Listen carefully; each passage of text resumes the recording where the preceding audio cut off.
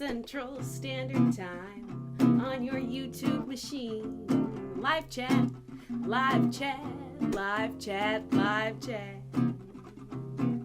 I'll answer your questions about whatever you want to talk about on the Psychetruth. Live chat, live chat, live chat, live chat. The Psychetruth. Live chat, live chat, live chat, live chat. The Psychetruth live chat.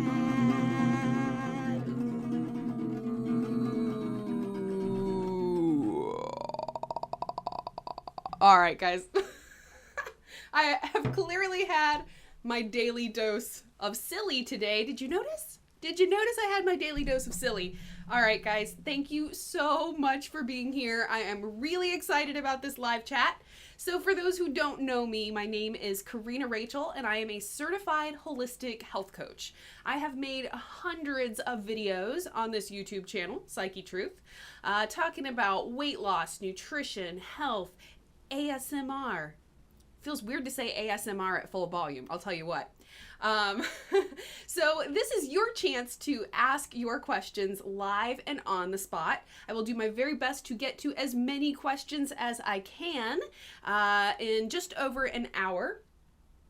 Let's see. Those of you who are in the chat room now, thank you so much for being here and welcome, welcome, welcome. If you will leave some question marks at the beginning of your question, all right, it will make it easier for me to see amidst all of the comments and chitter chatter and stuff coming in. Also, guys, a new feature that YouTube is offering is that you are now able to leave a tip. So people who leave a tip with their question are pretty much guaranteed to get their question answered, or at least I will do my best to make sure that I get all of those questions answered that people have left a little tip for me on. I've been doing this live chat for several years now, and they do not make a penny, okay? They do not make a penny. So if you guys are willing to just share a little bit, even just a penny, would be awesome. Leave a tip if you like your answer, or leave a tip to help incentivize getting an answer. I'm ramping up, getting my energy level up. I am ready to stream through these questions. Let me get a little situated here. Alrighty. I'm located in Texas.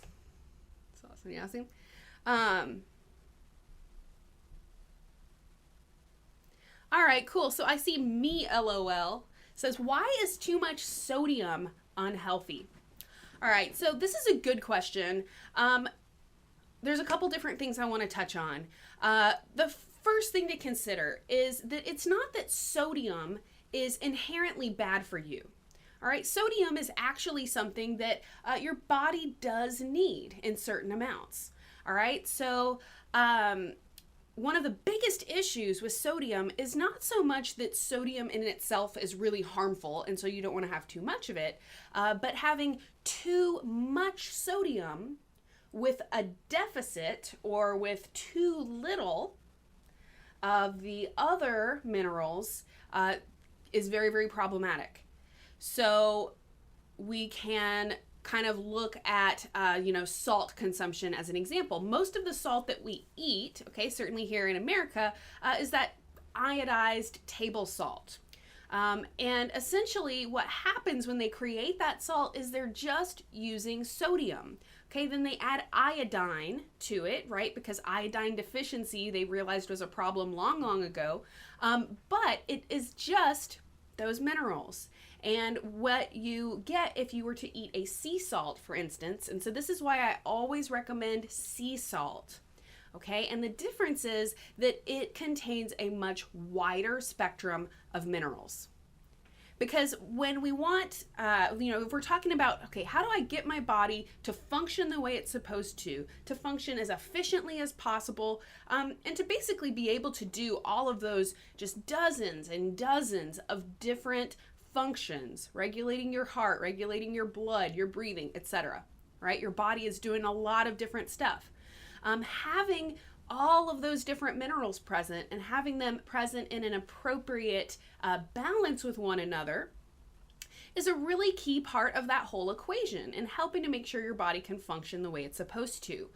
So again, one of the big problems with sodium is not necessarily that sodium is harmful on its own, but if you have way too much sodium and you're deficient in all the other minerals, this is problematic. So switching from your table salt to using sea salt. So I like the pink Himalayan sea salt. And a lot of the sea salts out there, they'll actually say, you know, contains a full spectrum of minerals or contains trace minerals. Those are good things to see on the label. There's also a variety of low sodium sea salts. So again, because sodium is really the only mineral found in most of the table salt we eat, most of us have way too much sodium, way too few of those other minerals. So actually switching over to a low sodium sea salt could be an effective way to start getting those levels in check. When we talk about heart disease, when we talk about circulation of the blood, all of these different cardiovascular type issues can be very, very negatively affected by an excess of sodium. So that's why sodium gets so much attention. The other thing is that there is just so much salt added to processed foods and canned foods, of course fast foods and stuff like that, that again, sodium, which is not a harmful mineral on its own, has become harmful just because we are eating so much of it. So in really profuse amounts, anything can be harmful, even something that your body technically needs.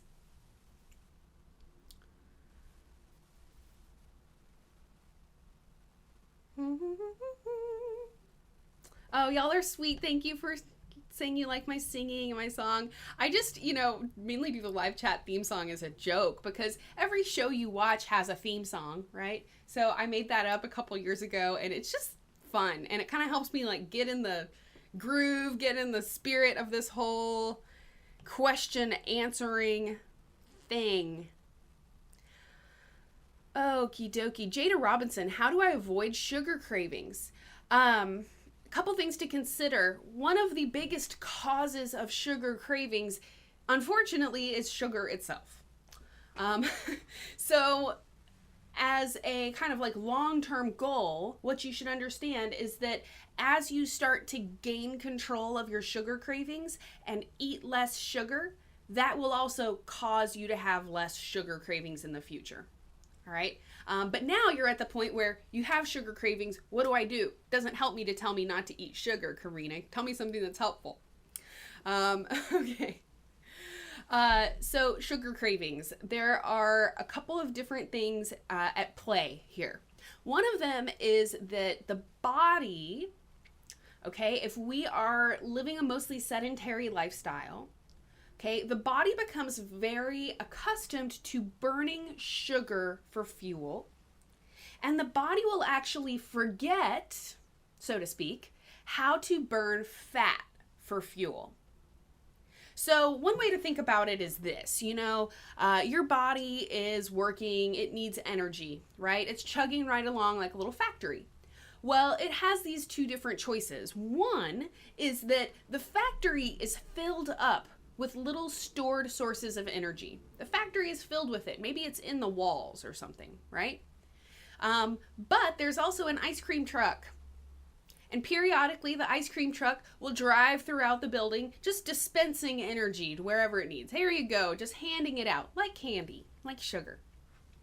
All right, so because it takes a little bit more work to bust into the sheetrock and pull out the energy reserves that are already there, the body will just be like, oh, just send in the ice cream truck. I want that quick energy. I want it now. I want it fast, and I don't want to have to work for it. Okay, burning sugar is like the lazy way for your body to get energy. And all it has to do is signal something to our brain to tell us to eat sugar, and most of us will do it. And most of us are constantly eating sugar all throughout the day. So the body becomes spoiled. It's like, man, that ice cream truck, it comes around all the time. No need to work for the energy. It's just it'll be here any minute. And in the case of a sugar craving, your body can actually like call out the ice cream truck to come drive through and give some energy.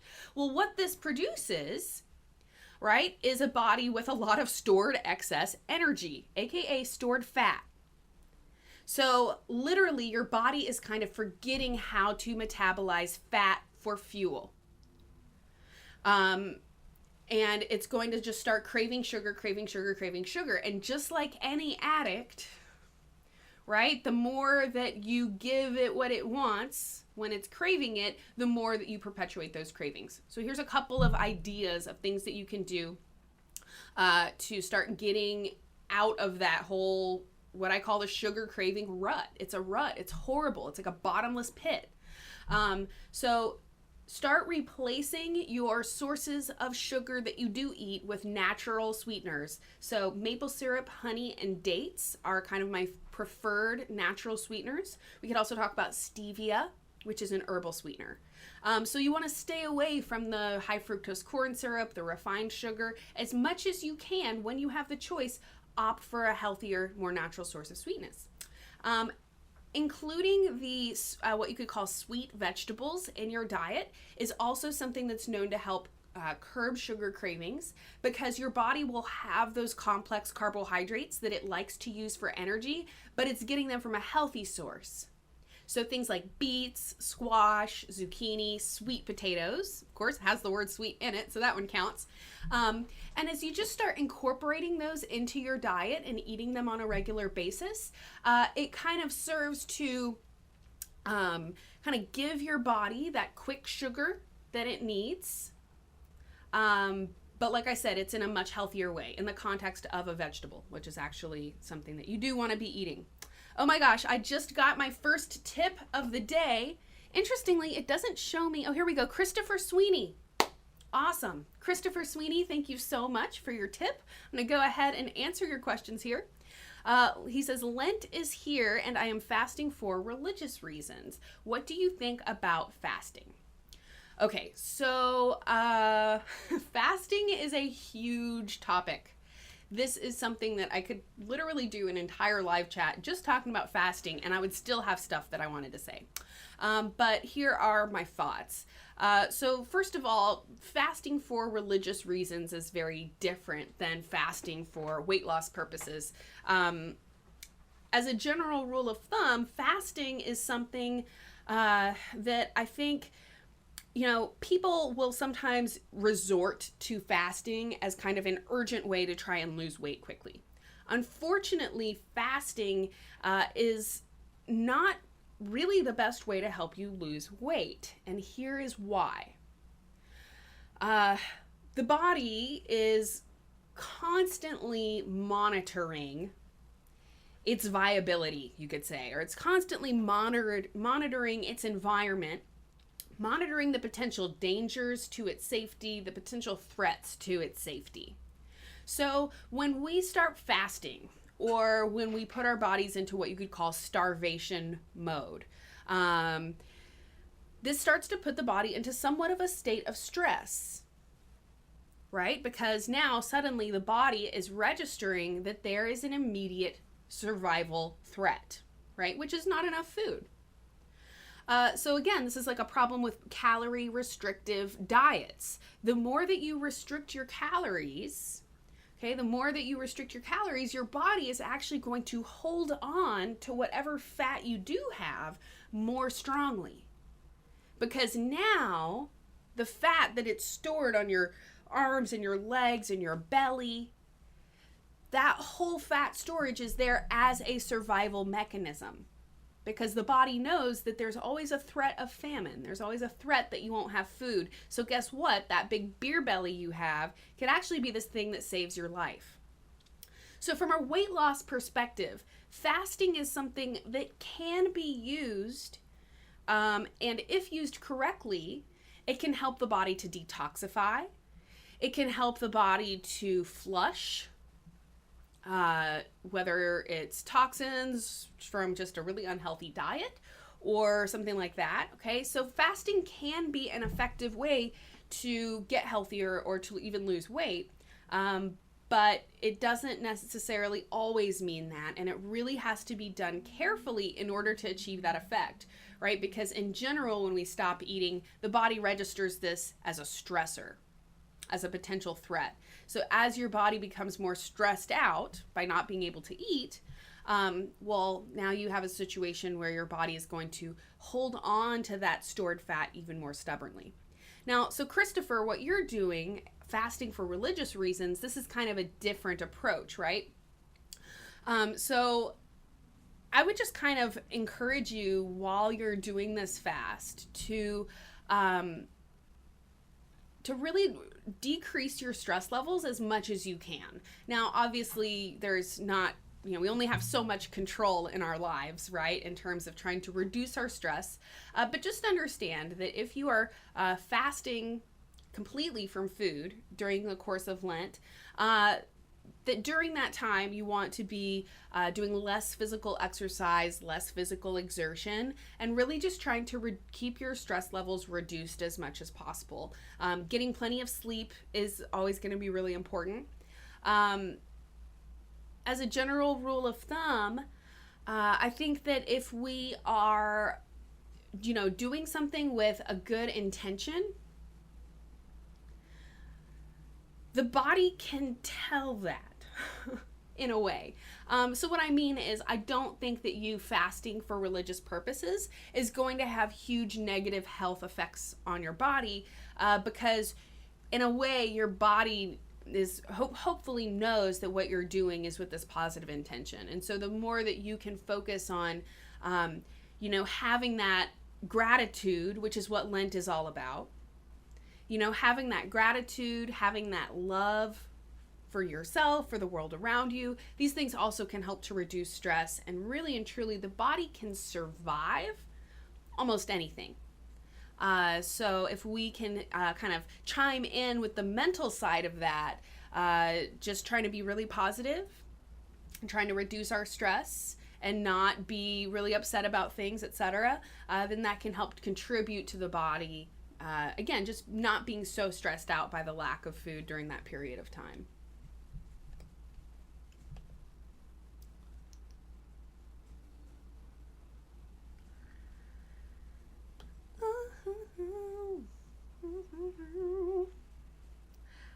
Okay, Jess MD, what are your thoughts on Vega protein brand, specifically the all-in-one nutritional supplement? Okay, Vega. Yes, I have seen those products in the grocery store. I cannot remember specifically the ingredients on that protein. So I'm just going to give a little general take on protein powders, protein bars, etc., because this is a big topic. And if you watch the recent video that I did on Slim Fast, I actually showed one of my favorite protein powders in that video. So I guess let me start with the problems with most of the mainstream protein powders. Okay, so most of them are whey based, right? So whey is a milk component. Oftentimes what you'll see on the the ingredient label is whey protein isolate or something like that.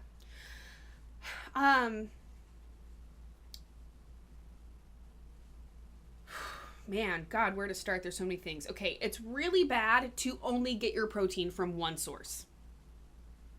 The idea that all protein is just protein and it's all the same and it doesn't matter where it comes from is a completely kind of faulty idea. The truth is, so the other hand, is that your body will benefit from a diverse source of protein, just like your body benefits from a diverse source of nutrients. If you were to only take vitamin C and no other vitamin ever in your life, that would actually negatively affect your health. Even though vitamin C is really good for you, having only one source of one thing and being deficient in everything else is not good for you. So getting all of your protein only from one source, like whey, is not going to be good for you. And you're not going to, a lot of people can bulk up with those whey protein powders, but that doesn't mean that it's healthy. and doesn't mean that it's healthy or sustainable muscle growth.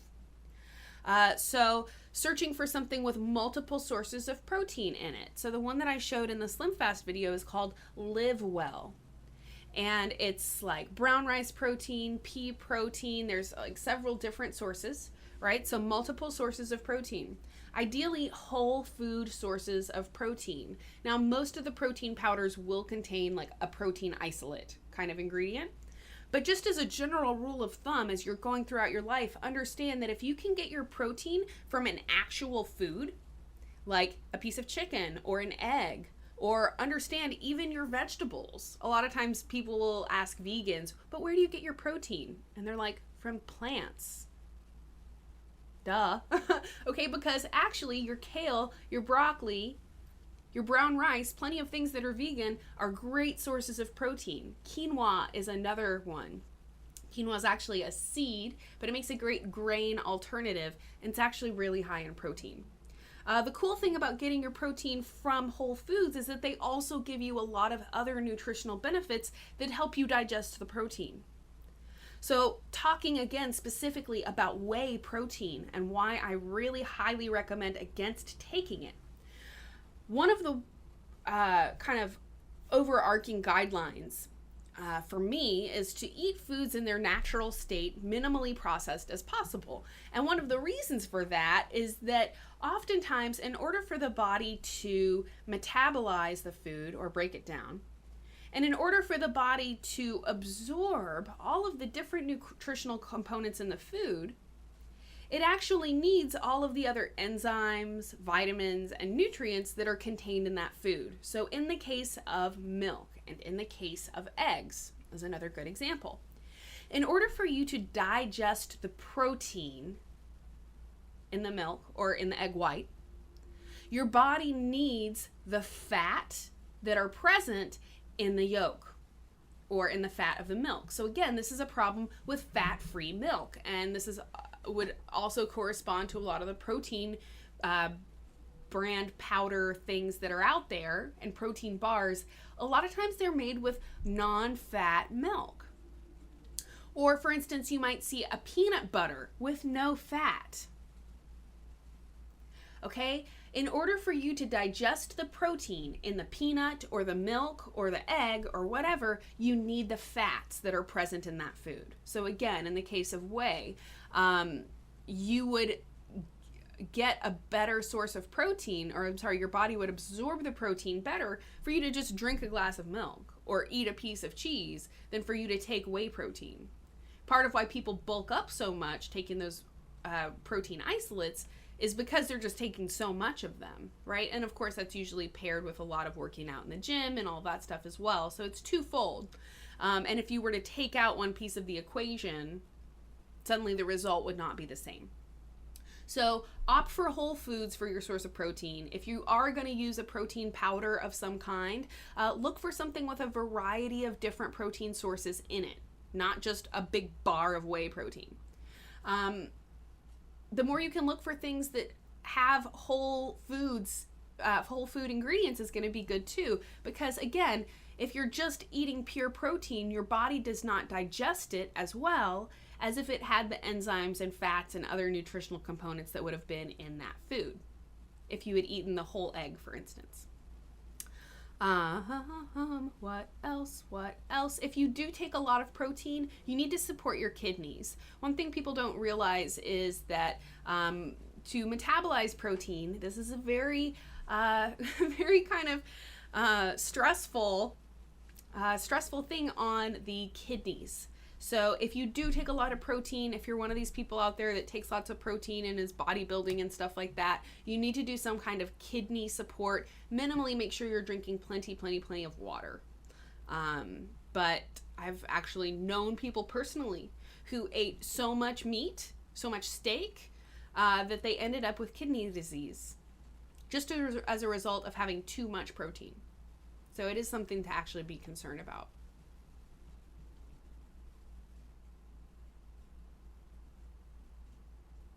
Carmen Tao, I need to lose weight really badly, but my health problems and work hold me back. Any advice? Okay, so a couple different things, because there's like a couple little parts of your question here. First off, I really can't give you a very good answer without knowing what health problems you are addressing. And without knowing what health problems you are addressing, it's really hard for me to address what your weight issue is. But chances are very good that actually whatever your health problems are you're experiencing are actually the reason that you have gained so much weight and the reason that you are struggling so hard to get that weight off. So for instance, if you have any kind of thyroid dysfunction, and this is a really common problem now, thyroid dysfunction, or any kind of hormone imbalance, if your doctor has talked to you about your endocrine system. Endocrine is your hormones, right? So you've got your adrenal gland, you've got your thyroid, you've got a lot of different hormones that are necessary for the body to function the way it's supposed to. And if any of those certain hormonal components start to come out of balance, that in and of itself is going to have very, very strong effects. And depending on what the hormone is, can have strong effects on your waistline. So thyroid, for instance, people with thyroid conditions are usually also going to have weight conditions. And actually, if you could get to the bottom of the thyroid problem and actually resolve it, rather than getting the thyroid removed, or rather than just taking drugs to deal with the symptoms of the thyroid problem, if you actually were to address it, figure out what's causing it, and then resolve it, that chances are really good that resolving the health issue will also resolve the health issue. Will also resolve the weight issue. Started reading. That's always a detriment when I'm doing these chats, if I start reading while I'm talking. Okay, and work is the second thing. Okay, so work is stressful. I am right there with you. I totally understand. And, you know, as far as advice for losing weight when you feel like your work is holding you back, find ways to lose weight while you work. Lose weight while you work. Okay, kind of silly. So for instance, there is a device that I showed in a previous video called the QB, and it's a little elliptical that you put underneath your desk. So while you're sitting there at work, typing and working and being very diligent and effective at work, you're working out. And there's all these different levels on the QB, so you can make it like really easy, or you can make it really hard, and you will break a sweat doing this thing, even though you'll still be just sitting on your butt, you know, at your computer. Getting that lower body workout, and it works out your core as well, because you have to support yourself to sit upright while you're doing it, right? So it's actually kind of a full body thing, especially if you're then got your arms up here and you're typing. But anyways, so something like that, right? That actually you could do while you were sitting at work, getting exercise while you're working. Really cool idea. Other ideas for, you know, just adding some kind of physical activity into your work day, taking breaks to walk around the building. Sometimes if I'm on the phone, and especially if you're on a cell phone, I guess it would only work on a cell phone, rather than sitting around while I'm on the phone, walk around while I'm on the phone. And sometimes I'll actually be walking around so much I'll get a little winded and I have to sit down. And I'm like, sorry, I'm walking right now. But little things, right, where you were just walking instead of sitting, standing instead of sitting. The standing desks are really, really popular nowadays. I actually want to get one for myself really bad. If you were to just spend an hour of the day standing up rather than sitting down, so it's not like you have to stand the whole entire day. And the ones that move up and down, that's really effective, right? Because once you get tired, sit down. Totally fine. But even if you were to just stand for an hour or 2 hours where normally you sat for that time, that would make a big difference. And would certainly or minimally be a step in the right direction to you getting more active, being less sedentary, etc. So standing desk, QB, while you're at meetings and stuff. Actually, I just came out of a meeting. I should have said, hey, everybody stand up. Except we're all in pretty good shape. So We're not as worried about that. But those are just little ideas, right? Find ways to be more active rather than sitting while you're at work. Interestingly, stress is actually one of the biggest enemies to our waistline that there could possibly be. So even if you were to just sit down at your desk and say, okay, what can I do to decrease my stress levels here? To decrease my stress while I'm at work. Maybe there's a really obnoxious coworker that you just need to tell them, hey, I've got a lot of work to do. Can we talk tomorrow? Or can we talk next week? Rather than sitting there and letting them talk and annoy you or whatever. Maybe it's a situation where you could reduce your stress just by cleaning up your work area. Just by cleaning up your desk. Or maybe if you were to get more sleep. Getting more sleep is a great way to reduce stress. Getting more sleep is the hard part, right? And again, I'm right there with you guys. Getting more sleep, maybe planning, packing your lunch the night before. So that now you don't have to worry about where you're going to get lunch, what you're going to go do. You've done that ahead of time. Bonus points if you can pack a healthy lunch to bring with you to work. That would be even better. But anyways, Carmen, very cool question. I feel bad because I'm not sure if I give you any really concrete things in terms of an answer, but resolve the health issues with a doctor of functional medicine is my best recommendation.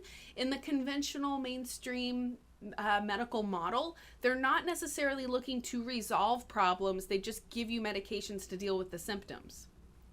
In functional medicine, the entire approach is the body doesn't do anything at random. If you have a dysfunction or a disorder or some kind of unpleasant symptom, there is a cause somewhere.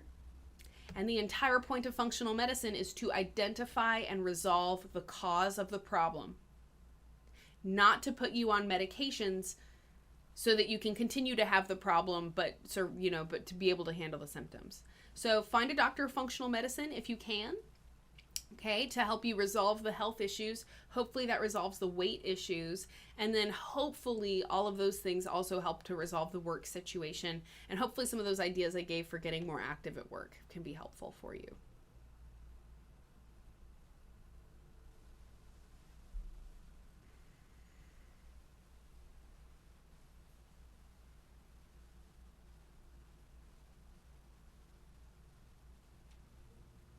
Faith Cobert, I have PTSD and I really want to recover and work on that, but I have an eating disorder. What is priority to recover from first?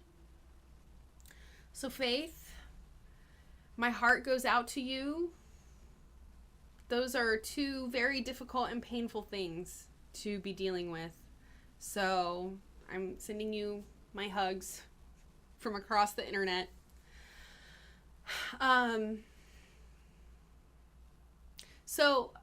Again, and this is really what always happens to me in the live chat. Somebody asks a question, and then my first response would actually be that I would need to ask them a question to learn more about the situation in order to answer it. So my question, Faith, would be, what came first? The eating disorder or PTSD? Did they occur around the same time? Has one of those issues been something that you struggled with your whole life? Are there specific events that you know of that triggered those conditions? I'd kind of almost give the same answer that I gave in the last question, which is that, interestingly enough, once you resolve one of those issues, you'll probably find the other one starts to follow. It is hard to know which one would need to be first. But my gut instinct would be that resolving PTSD would be a good first step, because that's probably at least part of a causative factor behind the eating disorder.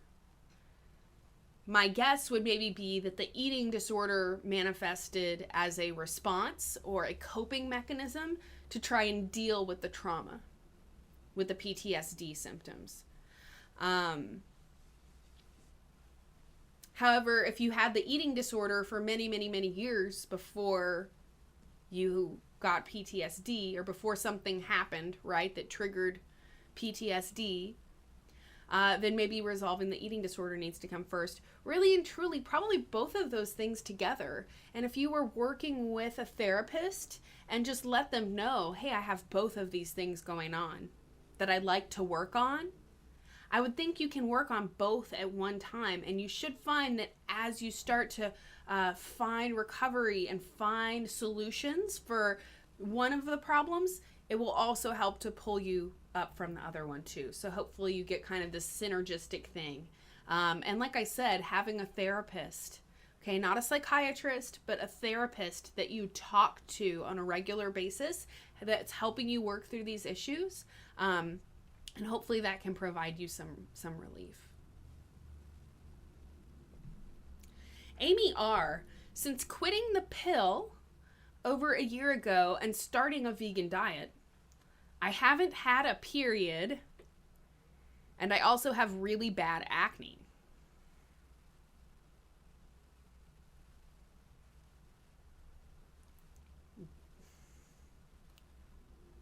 That's my scared face. So it sounds like you quit the pill and you started a vegan diet right around the same time, based on your question. So that makes it really, really hard to know which one of those things is, causing which of the symptoms you're having. Hormonally speaking, birth control definitely can screw with our periods. I would think after a year of being off the pill, though, your body should have normalized back enough, at least for you to have a period. Maybe it would be irregular. Maybe, you know what I mean? Maybe it wouldn't quite be, maybe it would be irregular, right? But I would think that you would have at least gotten your period after a year off of birth control. When I quit birth control, I had a period the next month. It was immediate. That was many, many years ago. I have definitely heard of people on vegan diets that, they get really bad breakouts. It happens. The thing about acne is that, acne is kind of the, I'm going to call it an exit wound. But, basically you've got toxicity inside of you. Your skin, your largest organ, and certainly your largest detoxification organ, when your skin becomes the organ that your body releases toxicity through, that's acne. So, there's a couple things at play. You could, honestly, Amy, this is a really complex question, and I could sit here for like 40 minutes talking about this question. But let me try to give a little conclusion or something. This is the kind of thing that this is like why I do my health coaching. Because and as y'all can see, right, somebody comes to me and they have a question, and immediately I have more questions. Like, in order to help you, I need to know more about the situation. So that's why I became a certified holistic health coach. And that's the whole point of what I do, is working with people one-on-one to help figure out their problem. A lot of it is talking about your health history, talking about your lifestyle, right? And just trying to get an idea of the different problems that you're having, so that I can start to figure out, oh, well, maybe it's this issue, maybe it's that issue, etc. Because very rarely, just based on the first question, can I give a definitive answer. I definitely try to, though. Okay, so my first recommendation, honestly, would be to try going off of the vegan diet slowly. Integrating in some of the foods that you previously ate but no longer eat anymore. And I'm not telling you to go to McDonald's, and I'm not telling you to eat fried foods, okay? But you can maybe just experiment with starting to widen your diet back out a little bit and just see if that helps.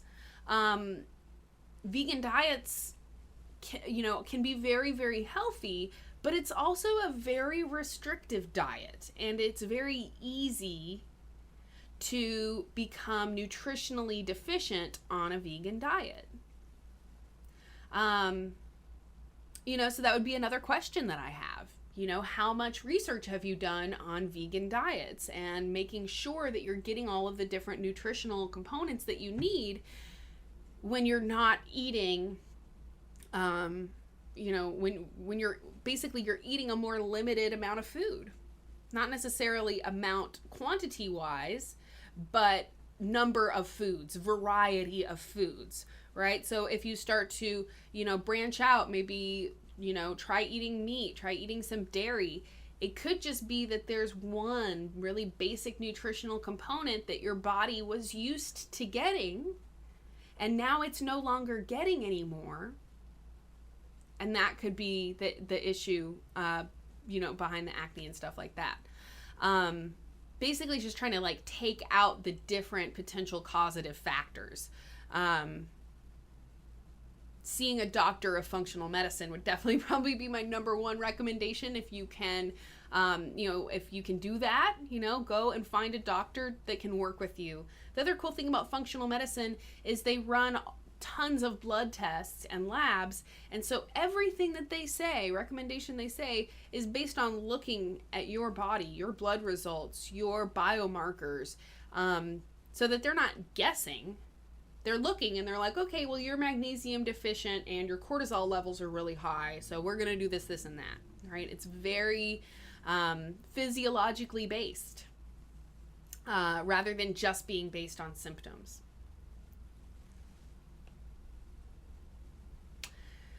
Declan Rory, I see, please answer me, but your comment was deleted by Issa Dev, my awesome moderator.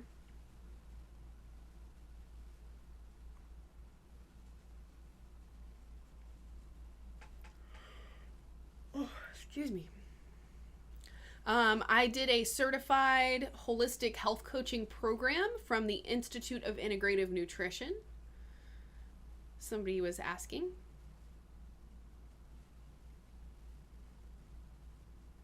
Forget me not. How to lose 10 kilograms fast. I can't follow a diet because I live at a hostel.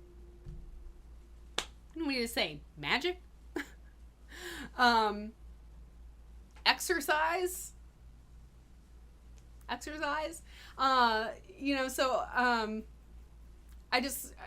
do just want to address this really quick because this is an important thing to say. Easy come, easy go. Right? This is a little common cliche, right? Easy come, easy go. Well, remember that it's kind of the same way with your waistline, but backwards. Okay? Easy go, easy come right back. The faster that you lose weight, the more likely you are to gain that weight back. Period. So let's talk about something like P90X, super intense fitness program, but you only do it for 90 days. Now, what happens at the end of the 90 days? Most people, and this is what happens in most diets too, right? You get to the end of the diet or the end of the workout routine, and then you start going back to what you were doing before.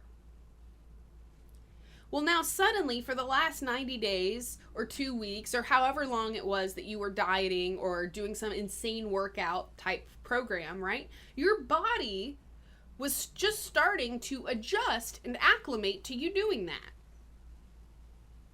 And you probably will lose weight while you do P90X or this diet or that diet, right?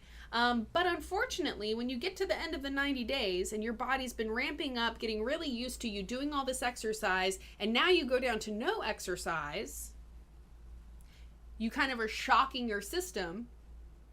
And now suddenly all that weight that you lost, your body's going to start gaining it back. And oftentimes it gains it back faster than you gained it in the first place. So easy come, easy go, easy weight loss, easy gain all the weight right back. So I constantly see people asking me, Corrina, how do I lose 10 pounds in a week? Corrina, how do I lose this much weight fast? Corrina, how do I lose X amount of weight in X amount of time? And there are several different ways that you can lose weight fast. You can do insanity diet. You can do, actually a ketogenic diet is probably the healthiest way to lose weight really fast. So that's where you just go, it's kind of like Atkins, very, very low carb. Except in order to actually be in ketosis, you need like 0 carbs. Absolutely, like basically 0. Very, very minimal carbs. Minimal sugar. Zero sugar. But anyways, so there's several different ways that you can lose weight very fast, but there's no guarantee that that weight will stay off once you start going back to your regular lifestyle and your regular diet. So in just a general rule of thumb, I would rather lose weight more slowly but sustainably, meaning I'm not going to gain it back. I don't have to lose it again later. So that's really my goal. I'm looking for sustainable weight loss as opposed to quick and immediate weight loss. Because usually that quick immediate weight loss is followed by quick immediate weight gain, and then you have to go back on a diet, and you can see how this is very lucrative for the fitness and the weight loss industry. It's lucrative if people gain the weight back. They keep making money if people gain the weight back. If people lose the weight for good, they just lost a customer.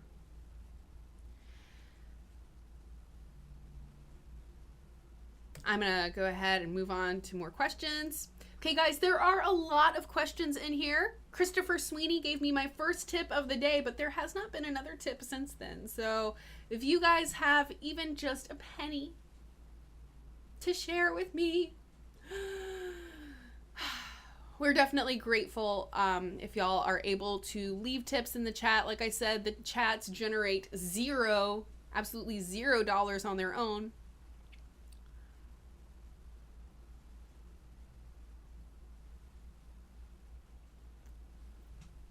Excuse me. Superman, is 2% Greek yogurt just as good as whole milk yogurt? No, I would encourage you to drink the whole milk yogurt. Or I'm sorry, eat the whole milk yogurt, drink the whole milk.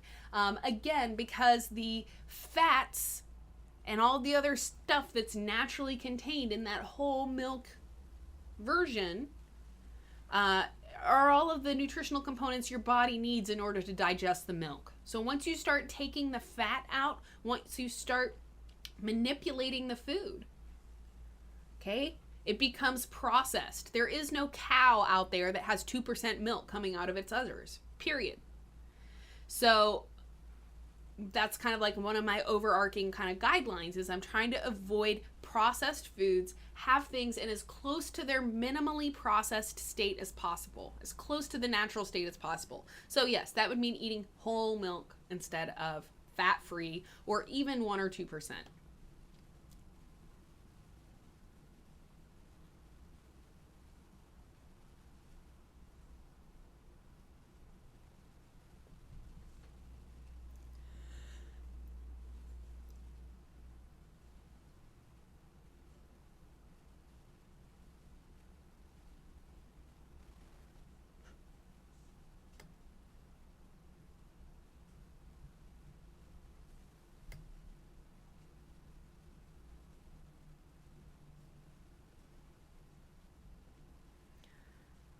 Okay.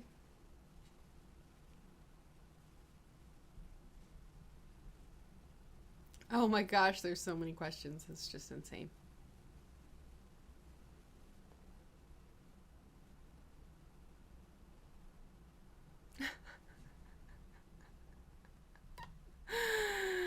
It also does this freaking thing where I'll be reading a comment and then it'll bump me.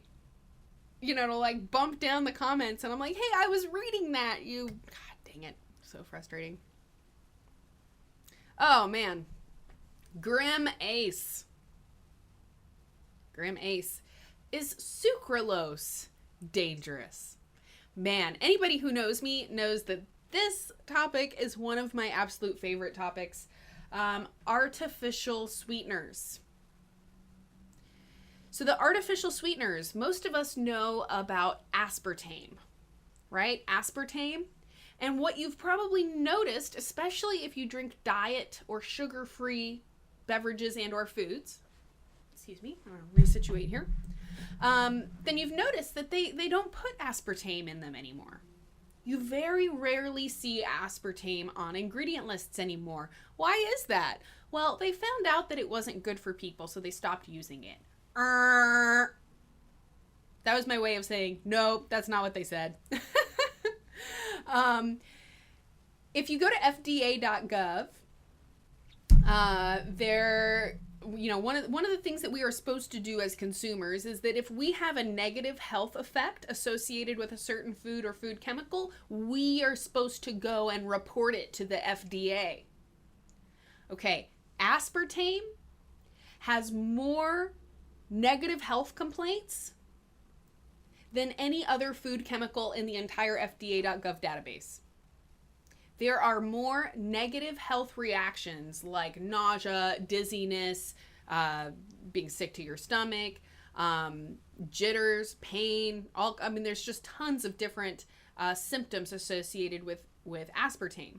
Anyways, and so aspartame has the biggest chart of complaints, the biggest number of complaints of any other food chemical. So they stopped using it because they knew people were starting to figure out that it was bad for them, and people are starting to avoid it. So what did they do instead? They created 2 other sweeteners that are basically the exact same thing as aspartame, but they have different names. So sucralose is one of them. And I mean, what a freaking genius marketing ploy is that, right? Because sucrose is just sugar, right? So like, oh, well, we're just going to add like 3 letters, 2 letters, and now it's an artificial sweetener. And they're tricking people with it. Because most people look at sucralose and they don't think anything of it because it looks just like sucrose, right? It's not aspartame. The other one is called acesulfame potassium. It looks like ace sulfame. Ace sulfame potassium. Sometimes it'll say ace sulfame K. Acesulfame K and sucralose. Those are your artificial sweeteners. And like I said, you won't see aspartame on as many ingredient labels because the food manufacturing companies started to observe that consumers were getting smart and were trying to avoid aspartame. So their tactic was to create a different food chemical with a different name, but literally is basically the exact same thing as aspartame. And yes, it's very, very bad for you. So there's artificial sweeteners, acesulfame potassium and sucralose. Avoid them at all costs. Unfortunately, it's not just the fat-free and sugar-free foods anymore. They're putting them in almost everything. And I am an avid label reader. I read pretty much every single food label, every single one. And I've gotten to the point where I can like look at a food and I can usually know immediately like if it's going to be bad or not. So I'm not actually reading thousands and thousands of labels anymore. I just kind of opt for natural foods, opt for things without ingredient lists. But if I am going to get something with an ingredient list, I will read it. And I am seeing sucralose and acesulfame potassium more and more and more and more. And I would definitely recommend that you avoid them.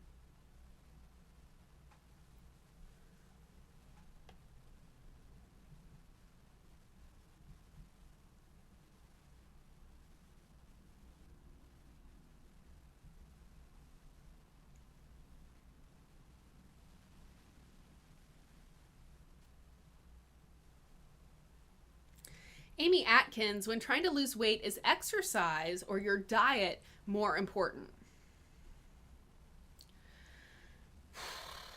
You know, honestly, that's such a difficult question. Realistically speaking, I would have to probably say that it's going to vary person to person, and it's going to vary diet to diet, right?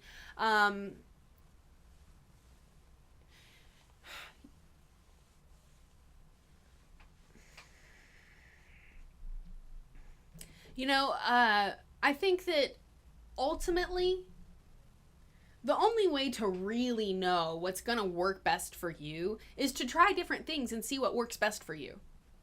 Because we just can't expect to have the same results as someone else. I like to say this a lot. You know how they always say, everybody is different. Everybody is different. And I'm like, yeah, everybody is different.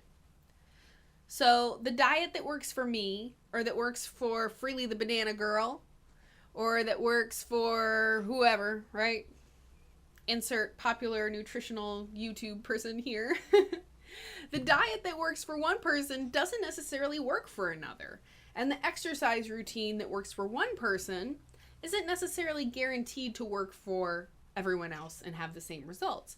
Now, I will say that by and large, everyone who exercises will lose weight.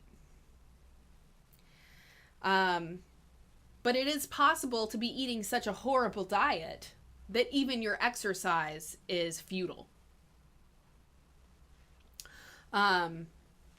But I do think it's, but there are certainly people who have lost weight just from exercising and not changing their diet. And there's people who've lost weight from just changing their diet and not exercising.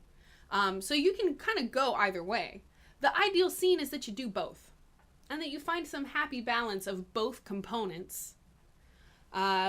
Really, to have the absolute most effect, you would have both components coming in full strong. So you have a good regular exercise regimen, 20 minutes to an hour a day of fitness, working up to an hour a day of exercise. Certain days out of the week, maybe you do like a more gentle type of exercise, like yoga, stretching, or something like that. So you don't necessarily have to do like super intense cardio every single day. But the more intense cardio you do, the more exercise you do, the more likely you're going to be to lose weight. I'm kind of I'm a very nutrition-minded person in the sense that I feel like eating a healthy diet is the singular most important thing. There are ways to lose weight and still eat bad foods, but that doesn't mean it's good for you. And it doesn't mean the weight loss is sustainable. So I would really encourage you to have both components coming in. Both components, diet and exercise is really the best way to go. In terms of figuring out what's going to be more effective for you, only you can discover that.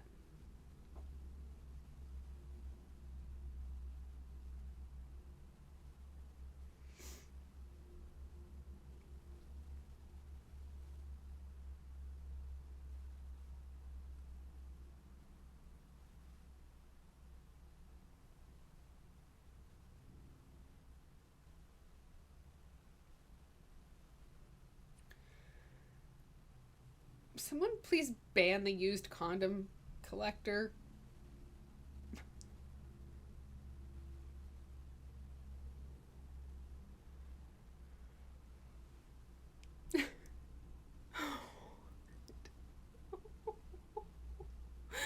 I just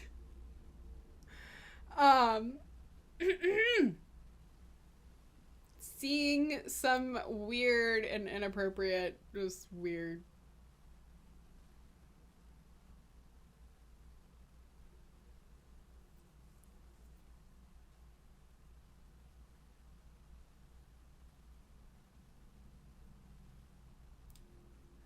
Man, there's so many questions. Okay.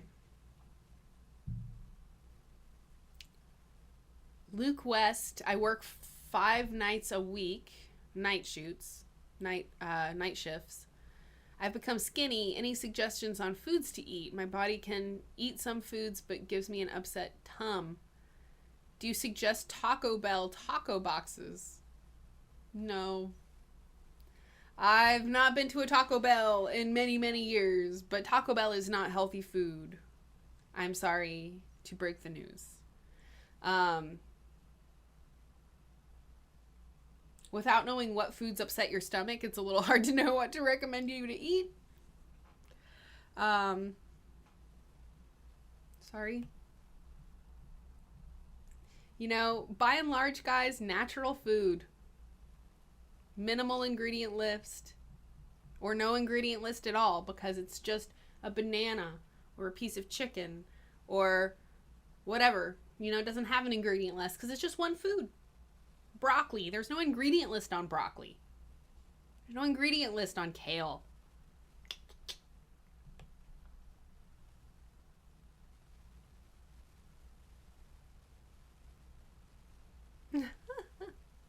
Trolls need to tip. I agree with you. Sylvie Levrini, is it okay to count calories? I guess if you really, really want to. Man, I hate the idea of counting calories. You know, this is one of those things that comes up a lot, right? And people are asking, you know, do I have to count calories to lose weight?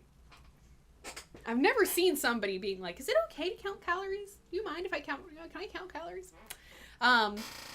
You know, the thing that bothers me the most about counting calories and that whole if it fits my macros, right? Which is kind of like counting calories, but just a little different, right? Is that it puts way too much emphasis on quantity, and there is no emphasis on quality. And in my opinion, when we are talking about the foods that you are choosing to put into your face or not, the most important component should be the quality of the food. So do you ever see those little things in the grocery store, the little 100-calorie snack packs, right? And it's like this like cute, adorable little bag. It's so cute.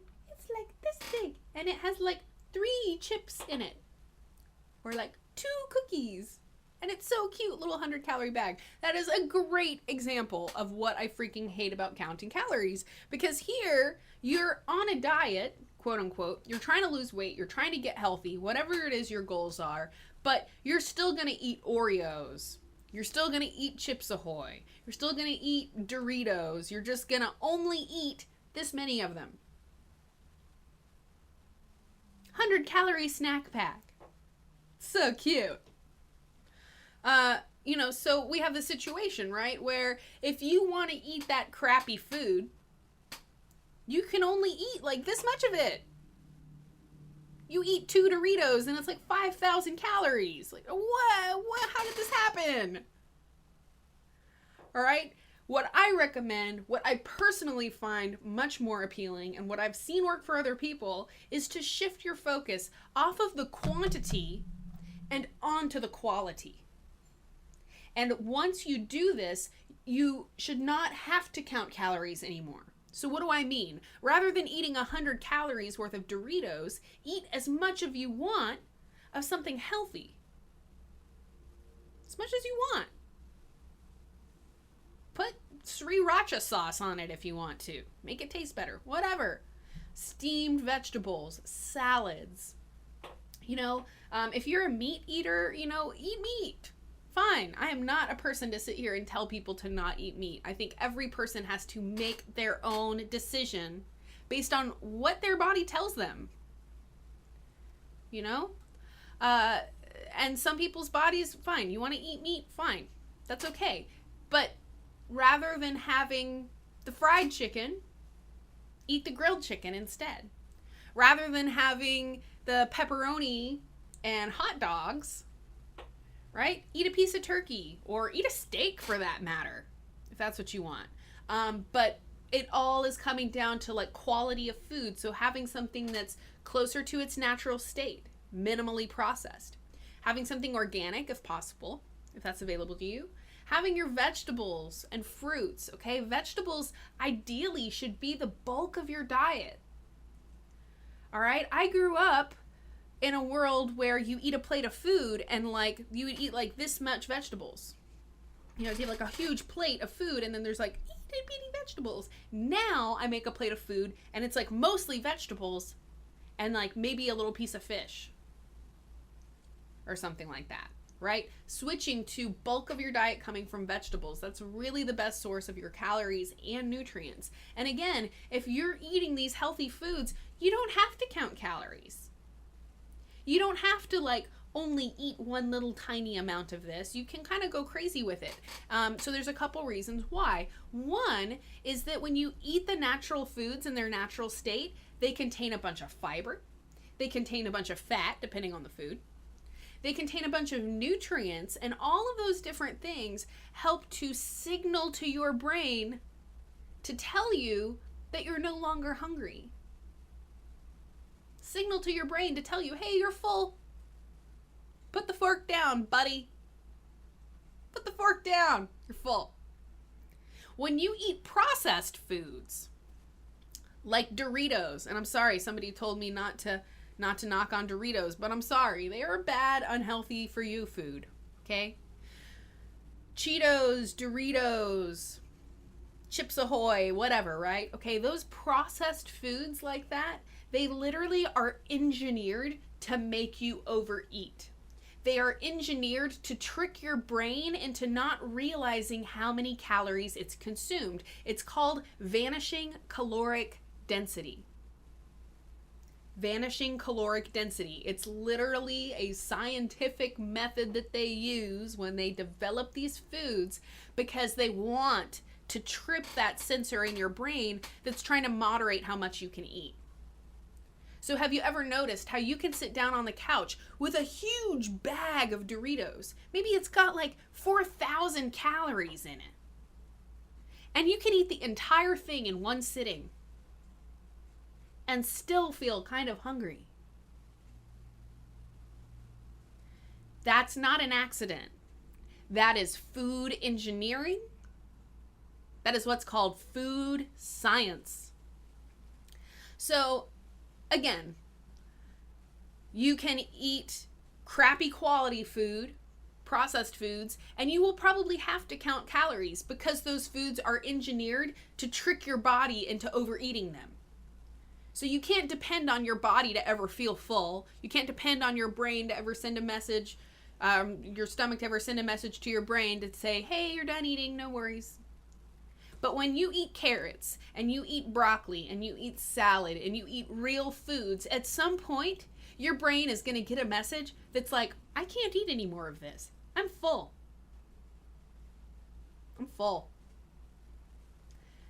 That is the ideal scene. So quantity versus quality, I would rather eat healthy quality of foods and not count calories. Like, don't give me more math to do. Are you kidding? I'm good on the math. Totally good on it. Okay? Quality over quantity, and the more that you start to focus on your quality of foods, you should find that you don't have to count calories in order to control your weight.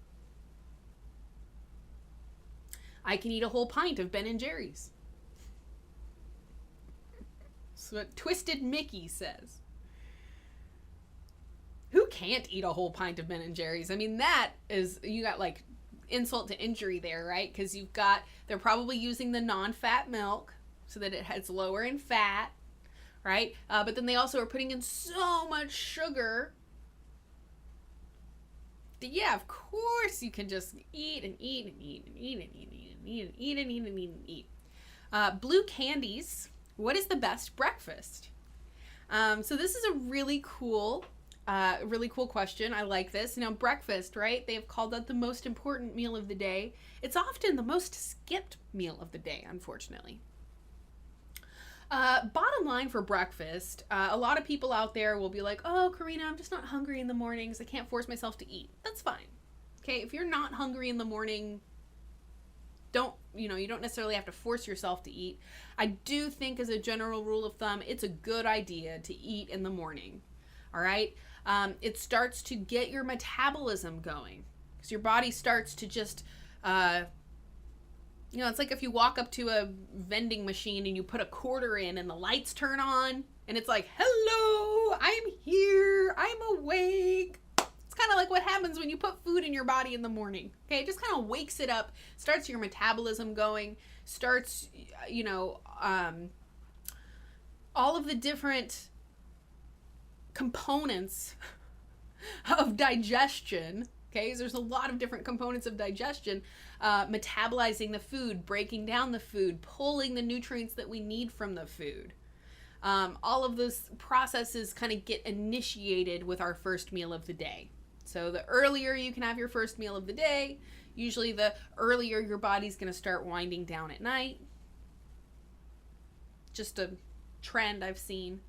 And then also you should find that you can lose more weight if you aren't skipping breakfast. Again, it's not just a quantity thing. You can't just be like, oh, if I eat less, I'll lose weight. It doesn't necessarily work like that.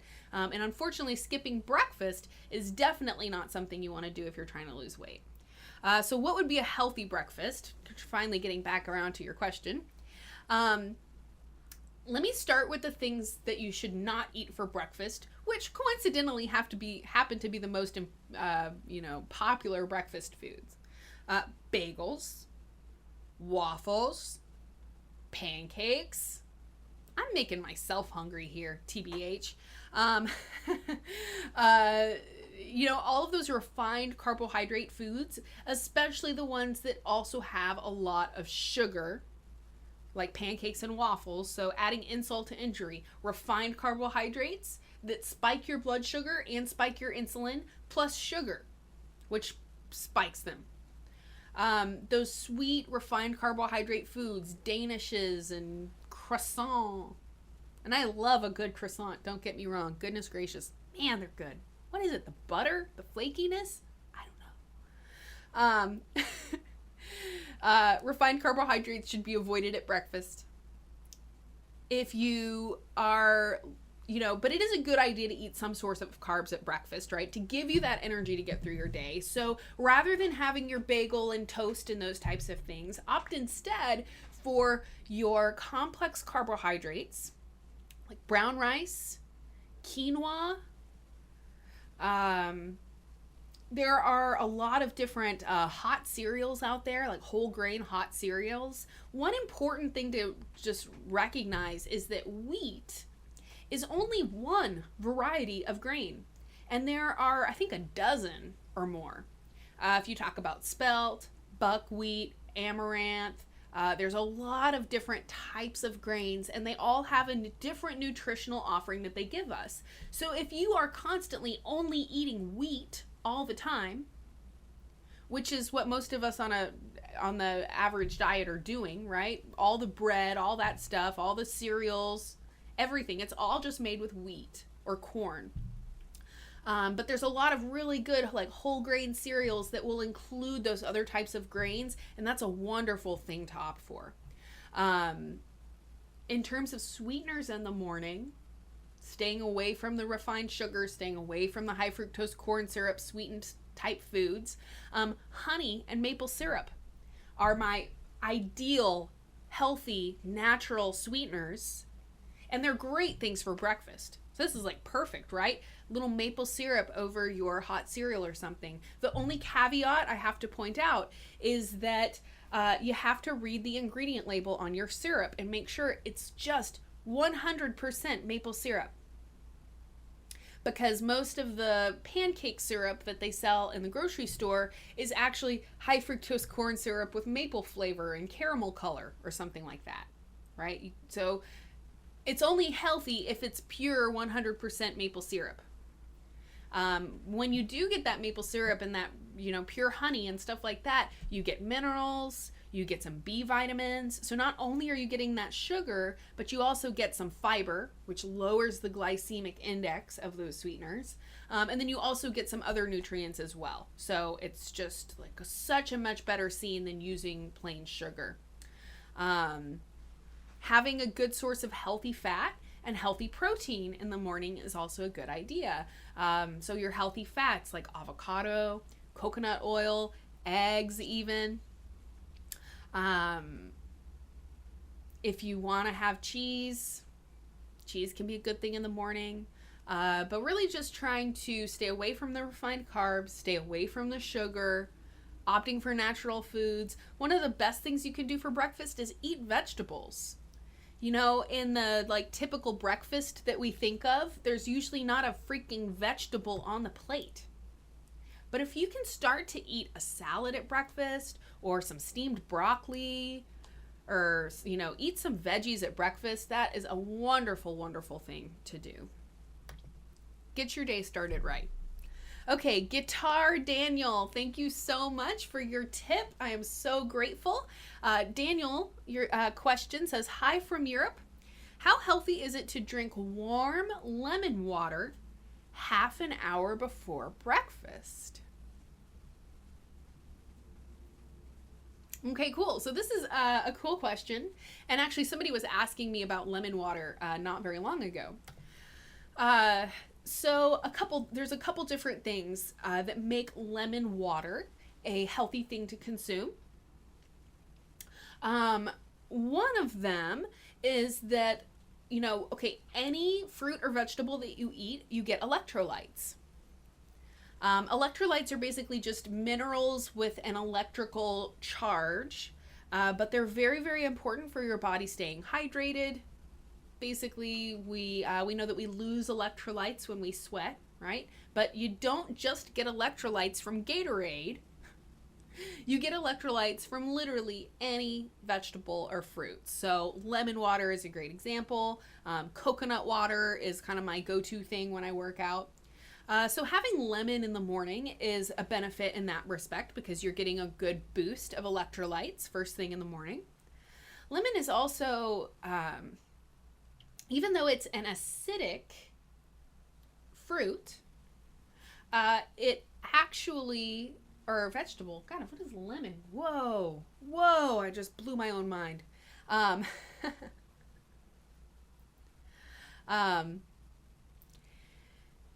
So what the heck was I saying? Oh yeah, so even though lemon is acidic, it has an alkalizing effect on the body. So it actually helps to, you know, it plays a role in detoxification. It plays a role in anti-inflammation or in combating the process of inflammation, so to speak. There are actually a lot of different,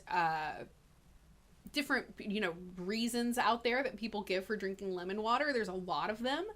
So I would definitely say that yes, that is a healthy thing to do.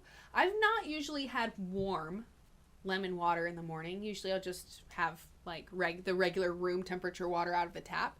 So I don't know specifically about having it warm that makes it better. As a general rule of thumb, everything that you take into your body has to be heated up to the temperature of your body.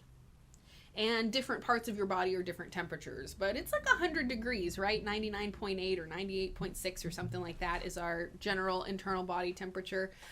So the more that you have warm beverages, you're just taking out a little bit of the effort that your body would have to exert to warm that beverage up.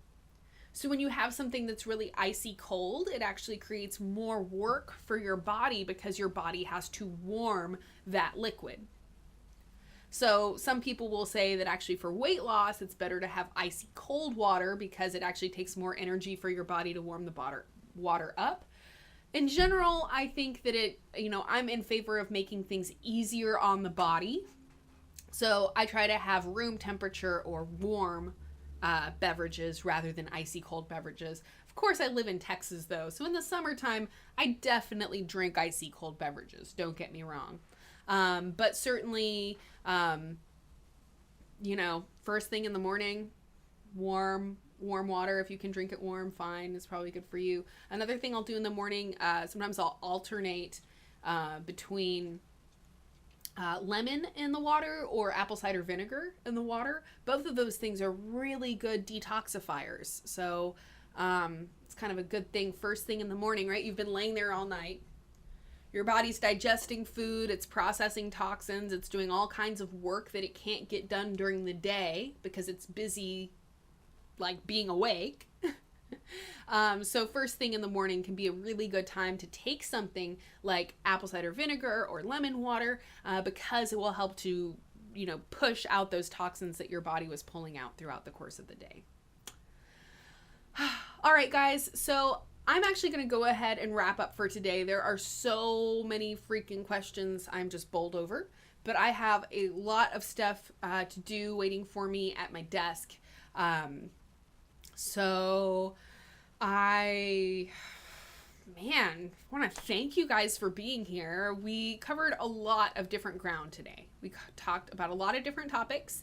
If I did not get to your question, I am so sorry. I apologize from the bottom of my heart. You can come back again next week, same time, same place, and ask again. You can also reach out to me via email. It's emailcorrina@gmail.com. And if you'd like to inquire about my health coaching, or just ask your question, you can send it there. I'll be honest, I'm getting so many people emailing me questions now, I can't get to all of them the way that I used to. But I will do my best whenever I have that spare time. I'm like, hey, I'm gonna go check my email, answer some questions. So I really do try to get to y'all's questions as much as I can. So come back next week, send me an email, or you can go to one of my videos and leave a comment or a question on my video. I check those pretty regularly too, so that's another area where you can go to try to get your question answered.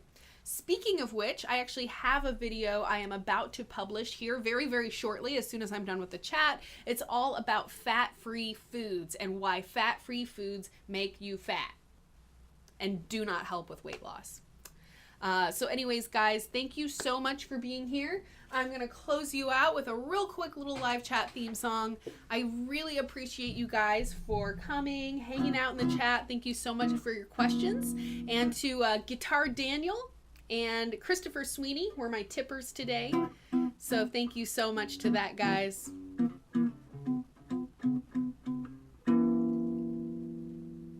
It's time for live chat. The Psychetruth live chat. Every Wednesday at 2 p.m. Central Standard Time on your YouTube machine. Live chat, live chat, live chat, live chat. The Psychetruth live chat, live chat, live chat, live chat. The Psychetruth live chat.